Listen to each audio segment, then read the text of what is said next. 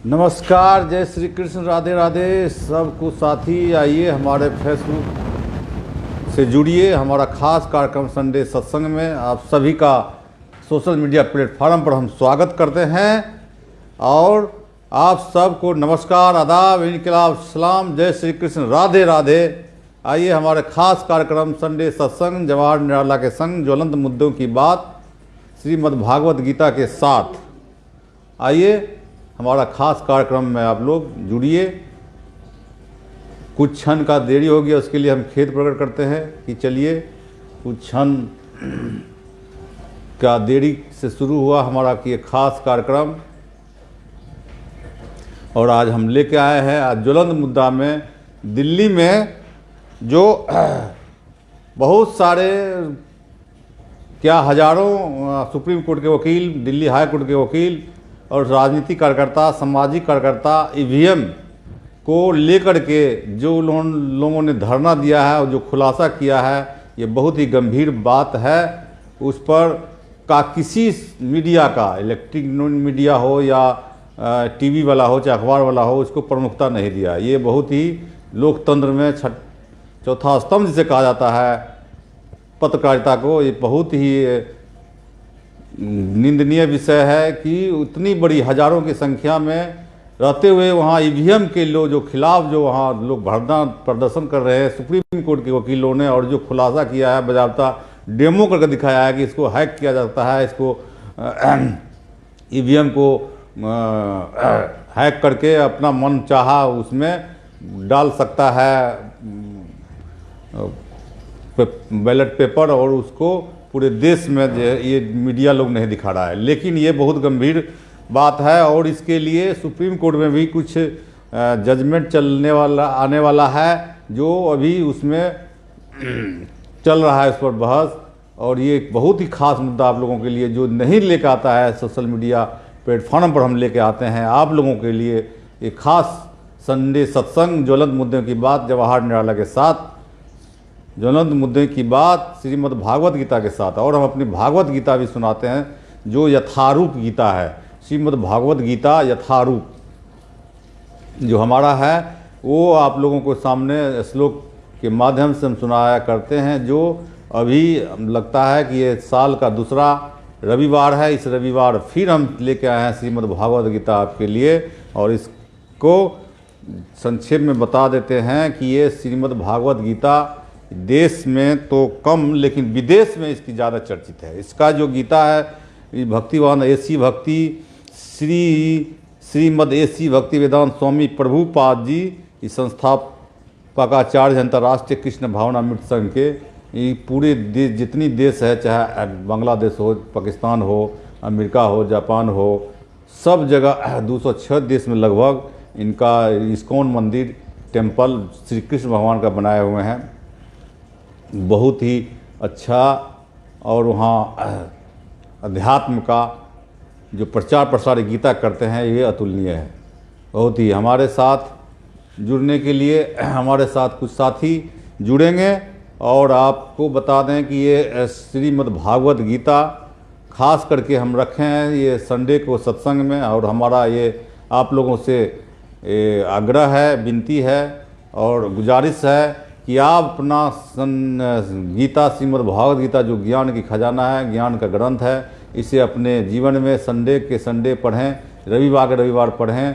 एक अध्याय ना हो, अध्याय आधा भी ना हो तो 1-2 श्लोक भी पढ़ें, लेकिन रोज़ पढ़ें। और इसमें जो ज्ञान की सबसे खजाना है, आपको जितना बार पढ़ेंगे गीता उतना बार एक नई ज्ञान, एक नया विचार, एक नई ऊर्जा लेकर के आती है। और आपको वो जो है इसके बारे में बता दें कि ये बहुत ही महत्वपूर्ण ज्ञान की ग्रंथ है। देश क्या विदेश में भी लोग इसको सब पढ़ते हैं। अब बहुत ही दूसरे विदेश में तो ये अमेरिका में सेंट्रल हॉल यूनिवर्सिटी है, उसमें तो ये कंपल्सरी विषय है स्टूडेंट के लिए ग्रेजुएशन में कि सबको पढ़ाया जाता है। लेकिन भारत को, ये विश्व को ये गीता देने वाला, ये भारत में किसी भी यूनिवर्सिटी में इसको कंपल्सरी विषय या ऐच्छिक विषय के रूप में भी नहीं रखा है।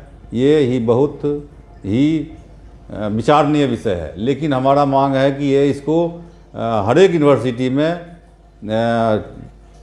इस सब्जेक्ट को कंपल्सरी विषय में, आवश्यक विषय में रखना चाहिए। ये हमारा ज़रूरत है हमारे देश में अभी जो जितना है। अब जुड़ गए हमारे साथ चंदन पांडे बबलू जी। स्वागत चंदन पांडे बबलू जी आपका हमारा खास कार्यक्रम संडे सत्संग जवाहर निराला के संग ज्वलंत मुद्दे की बात श्रीमद् भागवत गीता के साथ। तो हम आपको ज्वलंत मुद्दे बताएं कि अभी सोशल मीडिया में जहाँ भी देखिए, चाहे इलेक्ट्रॉनिक मीडिया हो, सोशल मीडिया तो प्लेटफॉर्म एक अलग हो गया, यूट्यूब, फेसबुक और इंस्टाग्राम, ये सब पर भी तो चल ही रहा है। लेकिन ख़ास बात यह है कि दिल्ली में सुप्रीम कोर्ट के बहुत सारे वकीलों ने, दिल्ली हाई कोर्ट के बहुत सारे वकीलों ने, सामाजिक कार्यकर्ताओं ने, राजनीतिक कार्यकर्ताओं ने मिल करके वहाँ ईवीएम बैन करने के लिए धरना दिया है अनिश्चितकालीन। और उस पर ज़्यादा कोई मीडिया वाला, चाहे प्रिंट मीडिया हो, इलेक्ट्रॉनिक मीडिया हो, टीवी पूरम हो, कोई अब उसको गंभीरता से या प्रमुखता से नहीं दिखाया। ये बहुत ही आज के लोकतंत्र में, चौथा लोकतंत्र पर जितनी भी उसकी निंदा की जाए कम है। लेकिन आने वाले समय में इसकी प्रासंगिकता और बढ़ जाएगी। इसी प्रासंगिकता को देखते हुए मैंने ये कार्यक्रम शुरू किया है, ज्वलंत मुद्दे की बात संडे सत्संग जवाहर निराला के संग ज्वलंत मुद्दे की बात श्रीमद् भागवत गीता के साथ। ये हमारा खास कार्यक्रम है। सभी का स्वागत है। नया साथी जुड़े हैं, बीनू कुमार जी, स्वागत है हमारा खास कार्यक्रम संडे सत्संग में। और संडे सत्संग में हम लेके आए हैं ज्वलंत मुद्दे बताएं कि आज जो हम ज्वलंत मुद्दे भी लेकर आते हैं, पिछले एपिसोड में भी हमने बताया था और इस एपिसोड में बता रहे हैं कि अभी देश का जो सबसे ज्वलंत मुद्दा, जो सुप्रीम कोर्ट के रिटायर्ड जज और अवकाश प्राप्त न्यायाधीश और वकील जो सुप्रीम कोर्ट के हैं, उन्होंने ईवीएम को लेकर के जो जंतर मंतर पर धरना देकर खुलासा किया है, वो अभी जो है से पूरे देश में किसी को नहीं ये न्यूज़ दिखाया जाता है। अभी न्यूज़ क्या चल रहा है, सिर्फ राम जी वाला न्यूज़, मंदिर वाला, राम मंदिर का न्यूज़। और एक बात और बता दें, विश्वस्त सूत्रों से जो हमें जानकारी मिली है कि मोदी सरकार चाहती है कि आने वाले फरवरी में ये 22 जनवरी को शुभारंभ करके मंदिर का प्राण प्रतिष्ठा करके आने वाले फरवरी में जो इलेक्शन कमीशन ऑफ इंडिया का जो लोगों ने, कुछ ने विश्वस्त सूत्रों से पता चला है कि ये चाहती है कि वो चुनाव करवा ले। लेकिन इलेक्शन कमीशन ऑफ इंडिया चाहती है कि नहीं, फरवरी में चुनाव हो तो पार्लियामेंट का अपने समय पर हो। ये खास बात मैं बताऊँ, ये बात आपको कोई मीडिया पूरम में, टीवी पूरम में नहीं बताएगा, नहीं अखबार में मिलेगा। ये खास बात के अंदर से जो अंदर खाने की बात है, ये चल रही है। और लिख रहे हैं चंदन पांडे बाबूलू जी, क्या यूनिवर्सिटी, क्या कॉलेज में भी कंपल्सरी करना चाहिए? वही यूनिवर्सिटी के अंदर ही कॉलेज आता है बबलू जी। यूनिवर्सिटी कोई भी, जितना भी कॉलेज है, किसी न किसी यूनिवर्सिटी का सिलेबस से ही कॉलेज चलता है। बहुत बढ़िया आपका बात है, ये समझ लीजिए कि ये बहुत ही अच्छी बात है कि आपने कहा कि इनको हर एक कॉलेज में, तो यूनिवर्सिटी सिलेबस तय करता है हर एक कॉलेज का। यूनिवर्सिटी अगर सिलेबस तय करता है तो हर एक कॉलेज को कंपल्सरी सब्जेक्ट पढ़ाना चाहिए। आप गूगल में, इंटरनेट पर देख लीजिए, यूट्यूब पर, कि ये दूसरा देश, ये विश्व को ज्ञान देने वाला दूसरा देश में इसको कंपल्सरी विषय सब्जेक्ट के रूप में पढ़ाया जाता है। चाहे अमेरिका सेंट्रल मॉल यूनिवर्सिटी है, अब उसको खोजिएगा तो उसमें कंपल्सरी सब्जेक्ट के रूप में इसे पढ़ाया जाता है। लेकिन ये विश्व को देने वाला देश, जो दूसरा देश में, जहाँ भी देश है, जो भी देश के खोज हुए, सारे देश में कि जितना भी अध्यात्म है, धर्म है, उसको 2000 वर्ष, 1000 वर्ष, 3000 वर्ष, कोई भी 3-4 हज़ार वर्ष से ज़्यादा नहीं है। लेकिन भारत एक सा देश है जहाँ 10,000 वर्ष से धर्म का, जैसे यहाँ पताका लहरा रहा है, धर्म की खोज चल रहा है। सबसे बहुत बड़ी बात यह है कि अभी 9000 10,000 पहले वर्ष जो रामायण काल था, चाहे 5200 वर्ष पहले जो कृष्ण काल था, ये सब दूसरे देश प्रदेश में, दूसरे देश कंट्री में, ये जो भी ईसाई हो, चाहे इस्लाम हो, चाहे आपको यहूदी हो, ये 3000-4000 वर्ष से ज़्यादा पुराना धर्म नहीं है। लेकिन हमारा जो धर्म है, सनातन कहिए, भागवत धर्म कहिए, ये 10,000 वर्ष लगभग पुराना है। इसी धर्म से, हमारा ये भारतीय धर्म से, बौद्ध धर्म, महावीर धर्म, जैन धर्म, आपको सिख धर्म, चाहे कबीर पंथ कहिए, कितने पंथ, ये तो धर्म की बात है, कितनी पंथ जो संप्रदाय कहते हैं, संप्रदाय पंथ कहते हैं, कितनी पंथ है, चाहे मेही बाबा पंथ हो, कबीर पंथ हो, इस तरह के चाहे बहुत सारे पंथ जो बने हैं वो इसी धर्म से निकले हैं। और सब धर्म का सार होता है तो हम आते हैं आज के अपने सब्जेक्ट पर। हमारा जो खास कार्यक्रम है आप लोगों का के लिए, श्रीमद् भागवत गीता यथारूप को आज अध्याय 11वां चल रहा है। हमारा तो इच्छा रहता है कि कम से कम एक अध्याय रोज़ पढ़ें, लेकिन समय के अभाव में, चूँकि सोशल मीडिया में लोग ज़्यादा देर तक वीडियो को देखना पसंद नहीं करते हैं, 5 मिनट 10 मिनट का ज़्यादा रील देखते हैं, इसीलिए हम ज़्यादा देर तक का इस वीडियो को नहीं जाने देते हैं। इस कारण से हमारा इच्छा रहता है कम से कम एक अध्याय पूरा करें, लेकिन इस लंबी रहने के कारण इसे संक्षेप में ही रखते हैं। 10-15 श्लोक ही पढ़ के बताते हैं। और जुट गए हैं रिंकू अमर जी। स्वागत है रिंकू अमर मैडम आपका हमारा खास कार्यक्रम संडे सत्संग जवाहर निराला के संग ज्वलंत मुद्दे की बात श्रीमद् भागवत गीता के साथ। तो ये हमारा एक अलग कार्यक्रम है। किसी तरह का कितना टीवी चैनल है, पूरा में इतना पत्रकारिता है, हमारा में तो कुछ ऊपर नीचे भाषा का हो जाता है, उबड़ खाबड़ हो जाता है। इसके लिए हम खेद प्रकट करते हैं। और हम सुनिए हमारा अगला जो श्लोक है, 11वां अध्याय चल रहा है। 11वां श्लोक 14 श्लोक तक पिछला एपिसोड में हो गया था, 15वां श्लोक से हम भी सुनाएंगे। तो सुनिए 15वां श्लोक 11वां अध्याय का। अर्जुन उवाच पश्यामि देवान् तव देव सर्वान् तथा भूत विशेष संघान ब्रह्माणाम् ईशं कमल आसन सत्थम ऋषीन् च सर्वान् उर्गान् च दिव्यान। अर्जुन ने कहा, हे भगवान कृष्ण, मैं आपके शरीर से सारे देवताओं तथा अन्य विविध जीवों को एकत्र देख रहा हूँ। मैं कमल पर आसीन ब्रह्मा, शिव जी तथा समस्त ऋषियों एवं दिव्य सर्पों को देख रहा हूँ। इसका तात्पर्य सुनिए। अर्जुन ब्रह्मांड की प्रत्येक वस्तु देखता है, अतः वह ब्रह्मांड के प्रथम प्राणी ब्रह्मा को तथा उस दिव्य सर्प को, जिस पर गर्भाध कसाई विष्णु ब्रह्मांड के अधोतल में शयन करते हैं, देखता है। इस शेष शय्या के नाग को वासुकी भी कहते हैं। अन्य सर्पों को भी वासुकी कहा जाता है। अर्जुन गर्माध कसाई विष्णु से लेकर कमलोक स्थित ब्रह्मांड के शीर्षस्थ भाग को, जहाँ ब्रह्मांड के प्रथम जीव ब्रह्मा निवास करते हैं, देख सकता है। इसका अर्थ यह है कि अर्जुन आदि से अंत तक की सारी वस्तुएं अपने रथ में एक ही स्थान पर बैठे बैठे देख सकता था। यह सब भगवान कृष्ण की कृपा से ही संभव हो सका। अब अगला श्लोक पढ़िए 16वां, सुनिए।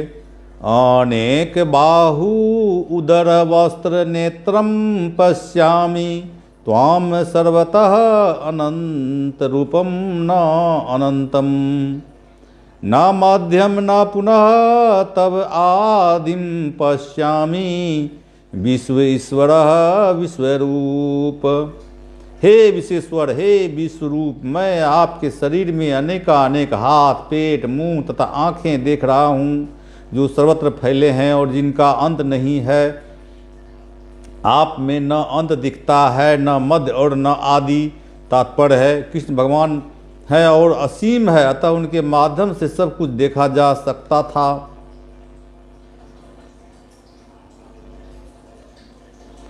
अब 17वां अध्याय सुनिए। किरीटम गदिनम चक्रानि च तेजोरास्यम सर्वतो दीप्तिमन्तं पश्यामि त्वां दुर्निरीक्ष्यं समन्ता दीप्ता नलाकर्धूतिमप्रमेयम्।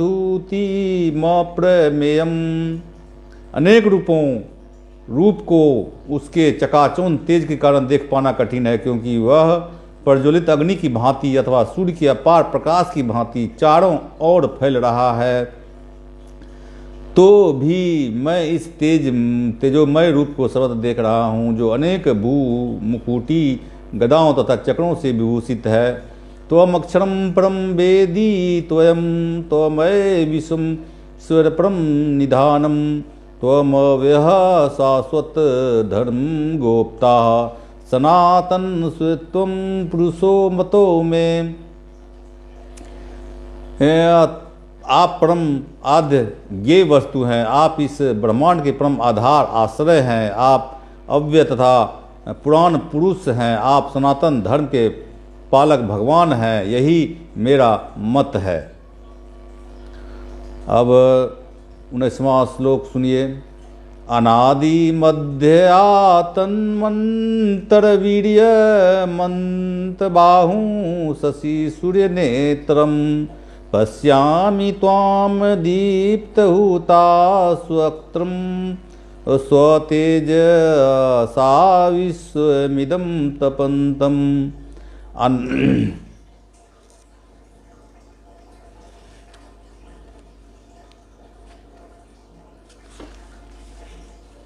आप आदि मध्य तथा अंत में रहित, आपका यश अनंत है। आपकी असंख्य भुजाएं और सूर्य तथा चंद्रमा आपकी आंखें हैं। मैं आपके मुख से प्रज्वलित अग्नि निकलते और आपके तेज से इस संपूर्ण ब्रह्मांड को जलते हुए देख रहा हूँ। तात्पर्य, भगवान के इस वर्णों की कोई सीमा नहीं है। सही यहाँ पर तथा अत्यंत भी पुनरुक्ति पाई जाती है, किंतु शास्त्रों के अनुसार कृष्ण की महिमा ही पुनरुक्ति कोई साहित्यिक दोष नहीं है। कहा जाता है कि मोहग्रस्त होने या परम आह्लाद के समय या आश्चर्य होने पर कथनों की पुनरुक्ति हुआ करती है, यह कोई दोष नहीं है। अब 20वां श्लोक सुनिए। ध्योम या पृथ्वीयोः इदम अंतरम ही व्याप्तम त्वया एकेन दिशाः च सर्वाः दृष्टादतं रूपम ऊप्रम तव इदम लोकत्रयम प्रवेशितम महाआत्मन। यद्यपि आप एक हैं, किंतु आप आकाश तथा सारे लोक एवं उनके बीच समस्त अवकाश में व्यापक हैं। हे महापुरुष, आपके इस अद्भुत तथा भयानक रूप को देखकर सारे लोक भयभीत हैं।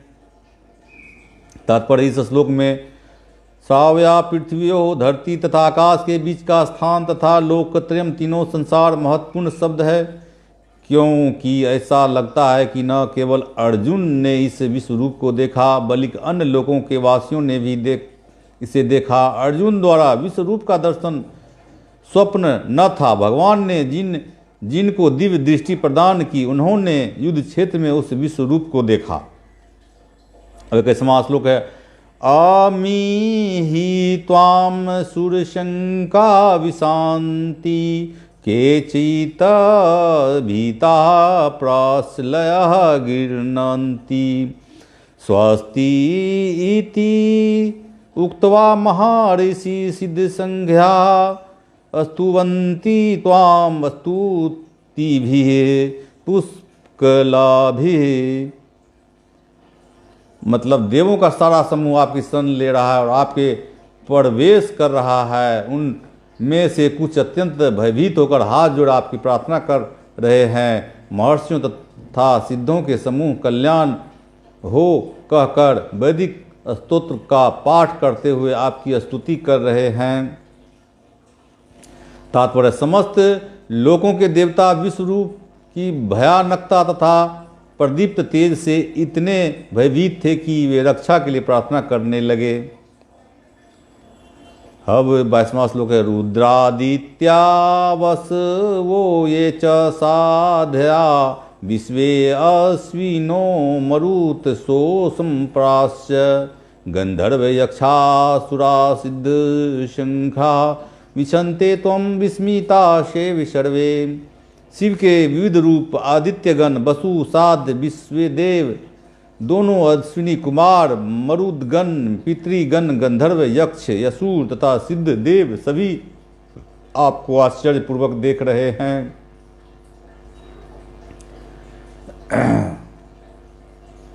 अब 23वां श्लोक। रूपम महते बहुवक्त्र नेत्रम महाबाहो बहुबाहु रूपादम बहुदरम बहुदृष्टकरालम दृष्टालोकाः प्रव्यतीतास्तथाहम्। हे महाबाहु, आपके इस अनेक मुख, नेत्र, बाहु, जंघा, पांव, पेट तथा भयानक दांतों वाले विराट रूप को देखकर देवतागण सहित सभी लोग अत्यंत विचलित हैं और उन्हीं की तरह मैं भी हूँ। अगला श्लोक सुनिए 24वां। नाभः स्पृशं दीप्त मने के वर्ण व्याक्तानं दीप्त विशाल नेत्रम। दृष्टा हिं त्वां प्रवीथितां तारात्माद्रितीनं विदामि शमं च विष्णोः। हे सर्वव्यापी विष्णु, नाना ज्योतिमय रंगों से युक्त आपको आकाश का स्पर्श करते मुख फैलाए तथा बड़ी बड़ी चमकती आंखें निकाले देखकर भय से मेरा मन विचलित है। मैं न तो धैर्य धारण कर पा रहा हूँ, न मानसिक संतुलन ही पा रहा हूँ।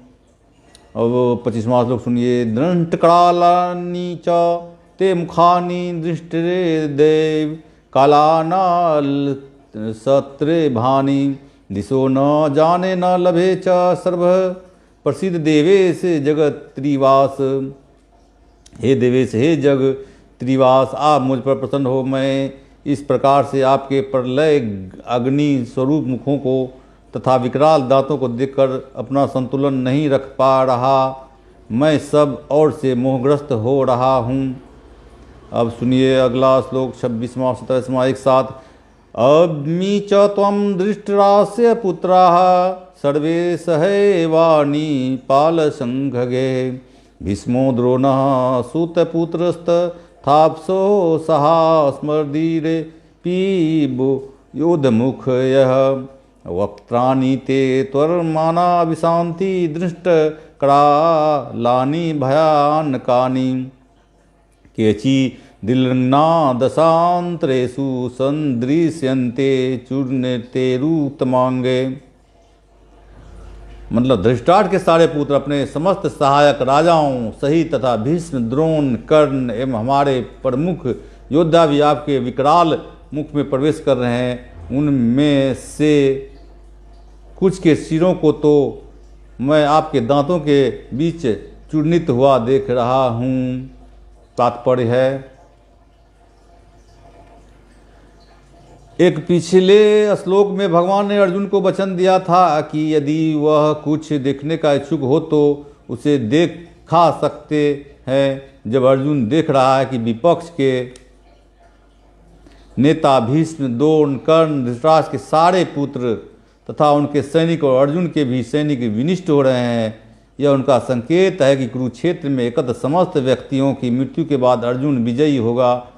यहाँ भी यह भी उल्लेख है कि भीष्म भी उन्हें जिन्हें अजय माना जाता है ध्वस्त हो जाएंगे। वह गति कर्ण की होनी है, न केवल विपक्ष की भीष्म जैसे महान योद्धा विनष्ट हो जाएंगे, अपितु अर्जुन के पक्ष वाले कुछ महान योद्धा भी नष्ट होंगे।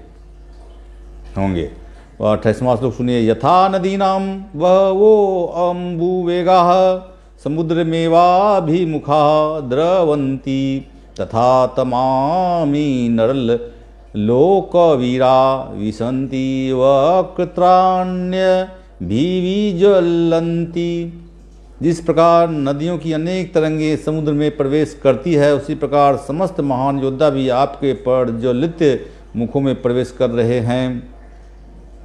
अगला श्लोक है। यथा प्रदीप्तं ज्वलनं पतंगा विशन्ति नाशाय समृद्ध वेगाः तथैव नाशाय विशन्ति लोकाः अस्तवापि वक्त्राणि समृद्ध वेगाः।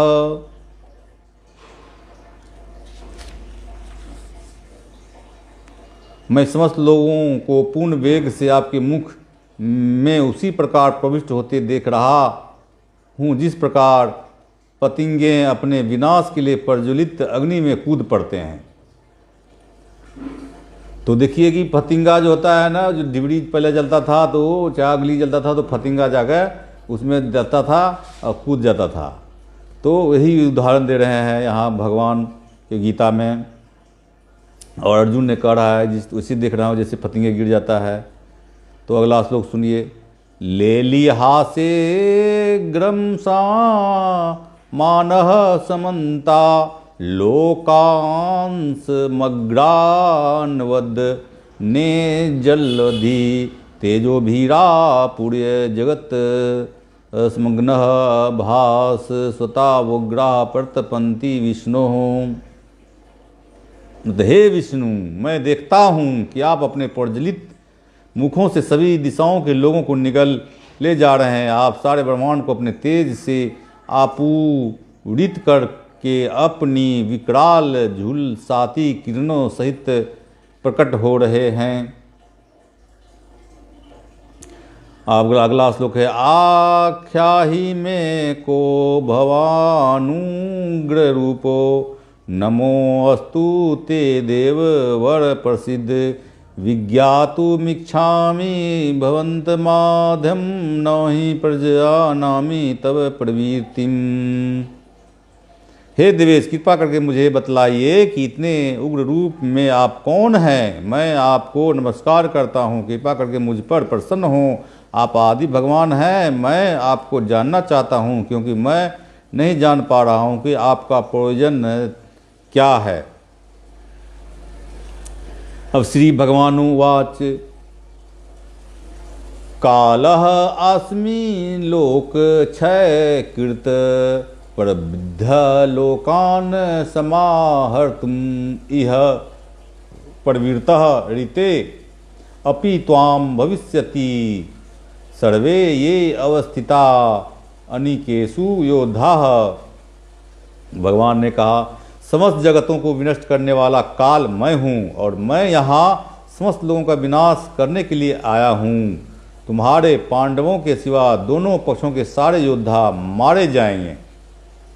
तात्पर्य है, सुनिए, यद्यपि अर्जुन जानता था कि कृष्ण उनके मित्र तथा भगवान है, तो भी वह कृष्ण के विविध रूपों को देखकर चकित था। इसलिए उसने इस विनाशकारी शक्ति के उद्देश्य के बारे में पूछता। आज की वेदों में लिखा है कि परम सत्य हर वस्तु को, यहाँ तक कि ब्राह्मणों को भी नष्ट कर देते हैं। कठोपनिषद का वचन है, यस्य ब्रह्म च क्षत्रम च उभे भवत ओदनः मृत्यु यस्य योपसचेनम कथम वेद यतर्सः। अंततः सारे ब्राह्मण, क्षत्रिय तथा अन्य सभी परमेश्वर द्वारा काल कवलित होते हैं।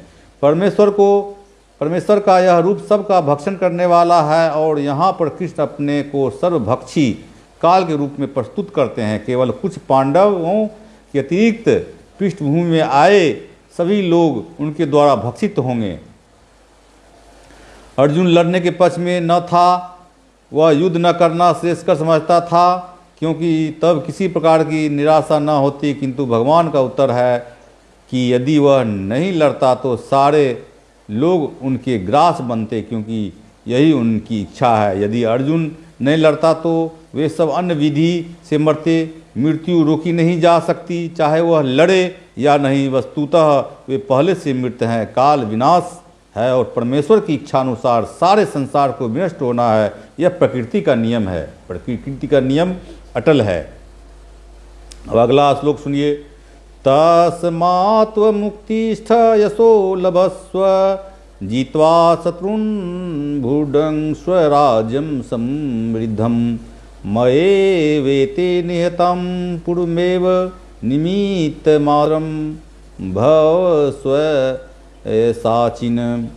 अतः उठो, लड़ने के लिए तैयार हो और यश अर्जित करो। अपने शत्रुओं को जीतकर संपन्न राज का भोग करो। ये सब मेरे द्वारा पहले ही मारे जा चुके हैं और ये सब साची, तुम तो युद्ध के केवल निमित्त मात्र हो सकते हो।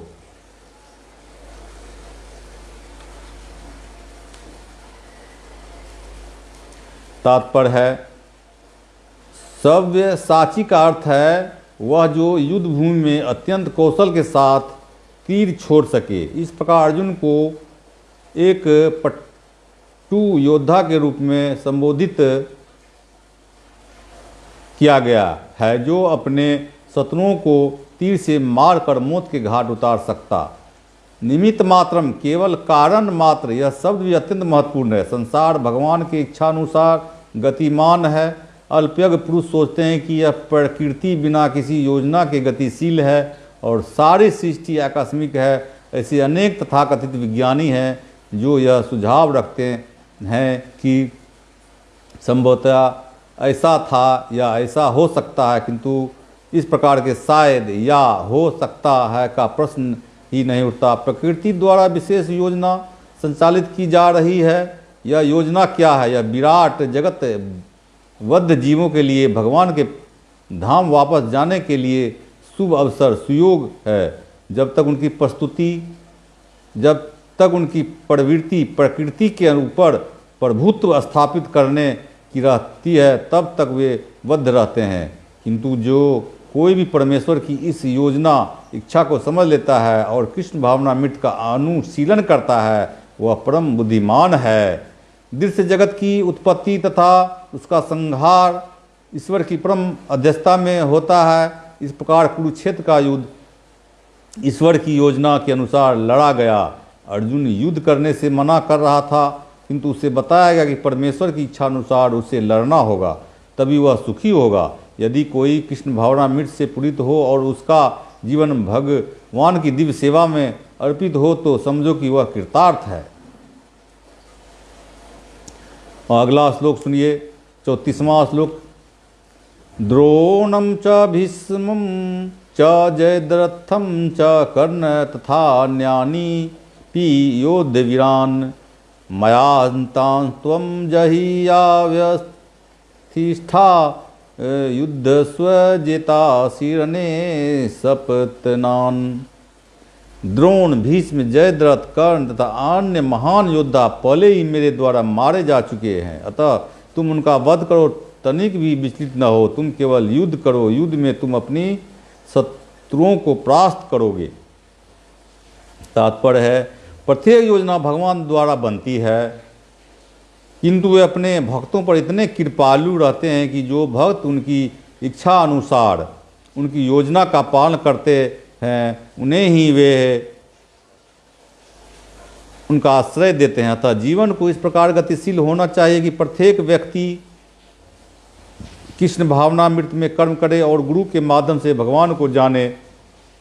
भगवान की योजनाएं उन्हीं की कृपा से समझी जाती है और भक्तों की योजना उन्हीं की योजनाएं है। मनुष्य को चाहिए ऐसी योजनाओं का अनुसरण करे और जीव संघर्ष में विजयी करे। अब अगला श्लोक सुनिए, 35वां श्लोक। एतत् श्रुत्वा वचनं केशवस्य कीर्तालीर्वेपमानः किरीटी नमस्कृत्वा भयवाह कृष्णं सगद्रन्दं भीतः प्रणम्य।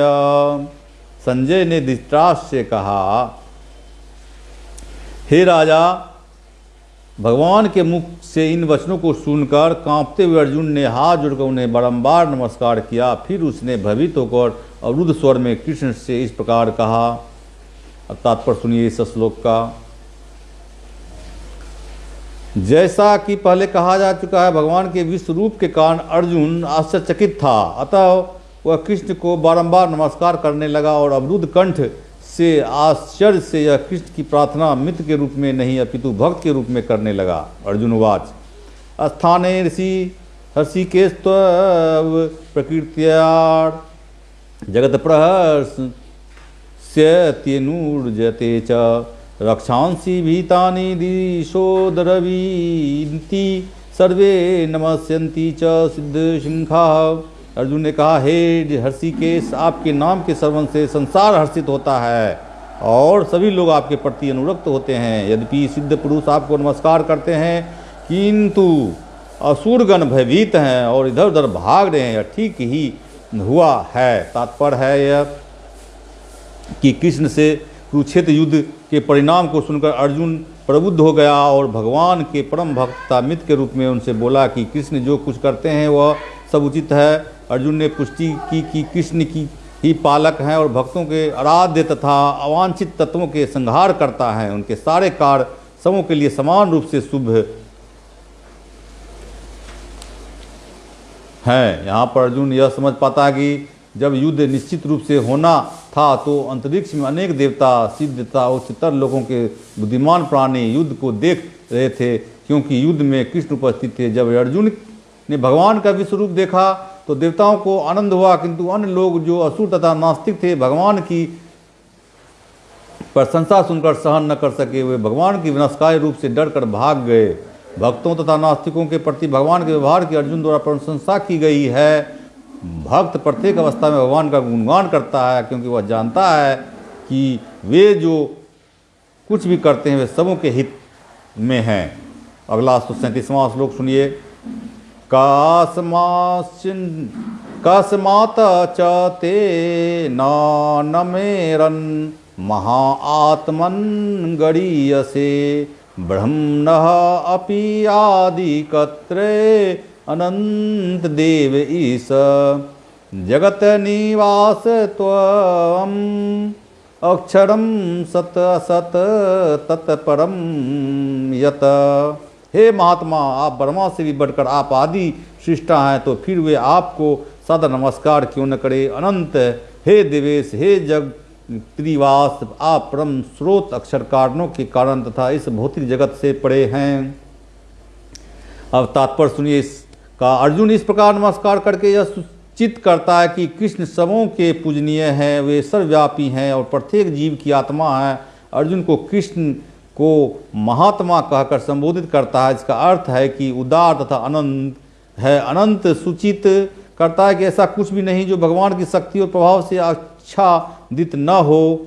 और देवेश का अर्थ है कि वे समस्त देवताओं के नियंता है और उन सब के ऊपर है, वे समग्र विश्व के आश्रय हैं।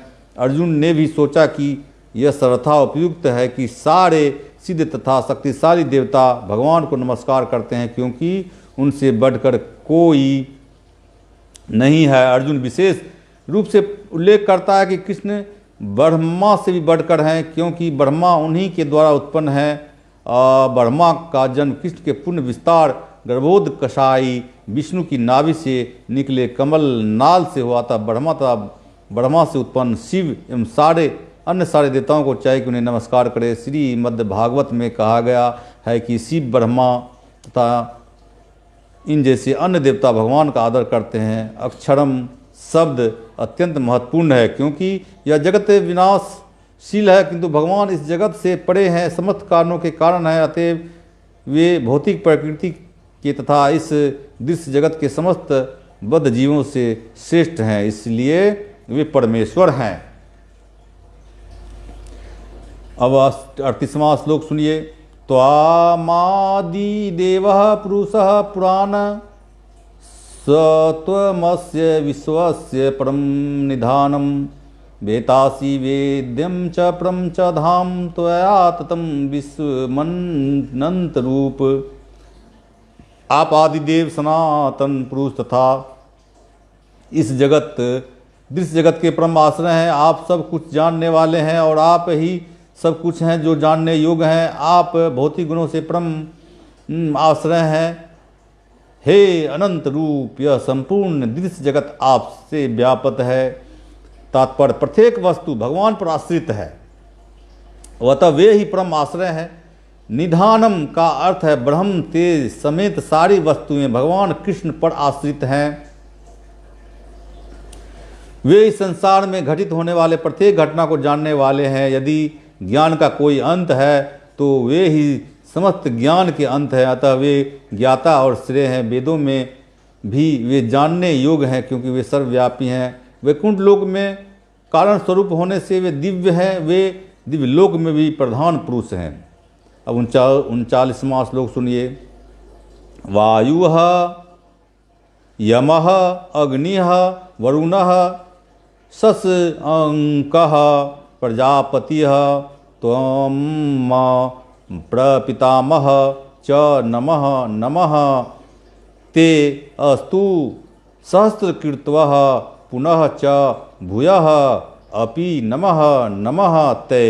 मतलब आप वायु हैं तथा परम नियंता भी हैं, आप अग्नि हैं, जल हैं तथा चंद्रमा हैं, आप आदि जीव ब्रह्मा हैं और आप प्रपितामह हैं। अतः आपको 1000 बार नमस्कार है और पुनः पुनः नमस्कार है। तात्पर्य भगवान को वायु कहा गया है, क्योंकि वायु सर्वव्यापी होने के कारण समस्त देवताओं का मुख्य अधिष्ठाता है। अर्जुन कृष्ण को प्रपितामह पर बाबा कहकर संबोधित करता है, क्योंकि वे विश्व के प्रथम जीव ब्रह्मा के पिता हैं। नमः प्रोस्ताद तदृपृष्ठ तस्ते नमो अस्तु ते सर्वत्र एव सर्व अनंत वीर्यामित विक्रमस्त्वं सर्वसमाप्नोषि ततो अस्सि सर्वः। आपको आगे पीछे तथा चारों ओर से नमस्कार है। हे असीम शक्ति, आप अनंत पराक्रम के स्वामी हैं, आप सर्वव्यापी हैं, अतः आप सब कुछ हैं। तात्पर्य, कृष्ण के प्रेम में अभिभूत होकर मित्र अर्जुन सभी देवताओं से उनको नमस्कार कर रहा है।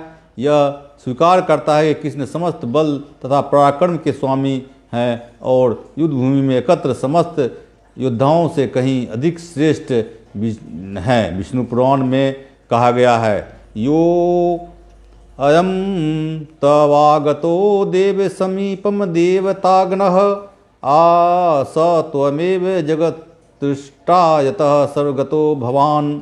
आपके समक्ष जो भी आता है, चाहे वो देवता ही क्यों न हो, हे भगवान, वह आपके द्वारा ही उत्पन्न है। अब अगला श्लोक है, सुनिए 41वां और 42वां श्लोक।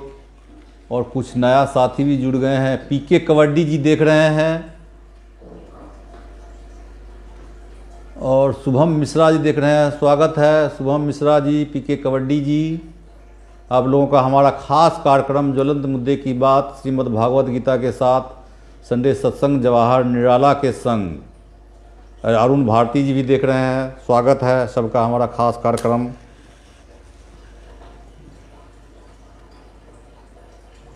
और कुछ साथी जुड़िए।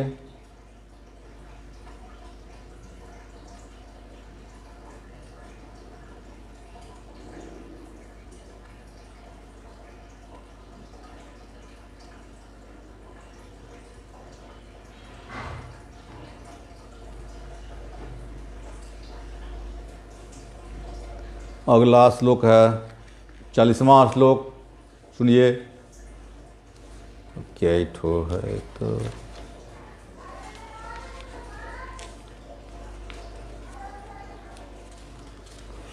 हमारा विचार है आज यहीं तक रहने दें। अगला श्लोक तक समय का ध्यान रखते हुए आप लोगों ने सुना, सबका आभार। और ख़ास ये बात जान लीजिए, सब कोई भी ग्रंथ पढ़ते होंगे, देखते होंगे या सुनते होंगे तो उसमें कहता है कि शंकर जी ने कहा, पार्वती जी ने कहा, लेकिन इसमें अगर होगा तो सीधे आता है श्री भगवानुवाच। यहाँ श्री कृष्ण भगवान का नाम नहीं लिया जाता है। ये सबसे जो अति उत्तम बात है ये है कि स्वयं जो लिखने वाले लेखक हैं वो भी समझ रहे हैं कि भगवान हैं। तो ये आप लोगों ने सुना है, सबके लिए बहुत बहुत आप सबका आभार। हमारा एक खास कार्यक्रम संडे सत्संग जवाहर निराला के संग ज्वलंत मुद्दे की बात श्रीमद् भागवत गीता के साथ, कभी के आगे पीछे हो जाता है। इसी के साथ हम आज का संडे सत्संग यहीं तक रखेंगे। फिर आप लोगों ने देखा, सबका आभार, धन्यवाद। और हमारा ये यूट्यूब चैनल है, ये यूट्यूब चैनल पर भी वीडियो अपलोड हो जाएगा। आप उसको यूट्यूब चैनल जवाहर निराला ऑफिशियल, आप उसको देखिए और सब्सक्राइब कीजिए, लाइक कीजिए, अपने दोस्त यार को, इष्ट मित्रों को भी शेयर कीजिए। और ये खास कार्यक्रम जो हमारा है हर एक संडे चलते रहता है, किसी संडे से व्यर्थ हो जाता है। और ख़ास बात एक बता दूं सब साथियों से कि हमारा जब से चला है 1 साल होने जा रहा है, और ये जब किताब पूर्ण होगा तो फिर हमारा दूसरा पुस्तक जो है वो शुरू होगा, जो हमारा गीता प्रेस का पुस्तक है, गीता श्रीमद् भागवत गीता और प्रबोधिनी, उसको वो शुरू करेंगे जब ख़त्म हो जाएगा। तो अभी तो 11वें अध्याय चल रहा है, 11वां अध्याय के बाद 39वां श्लोक तक हो गया, अभी 40वां श्लोक तक से आगे चलेगा। सबसे खास बात है कि श्रीमद् भागवत गीता पहले तो जब 100-200 वर्ष पहले की बात अगर करते हैं तो यहाँ तो बहुत कम लोग पढ़े लिखे थे, जो पढ़े लिखे थे वही पढ़ते थे और सबके पहुँच से दूर था।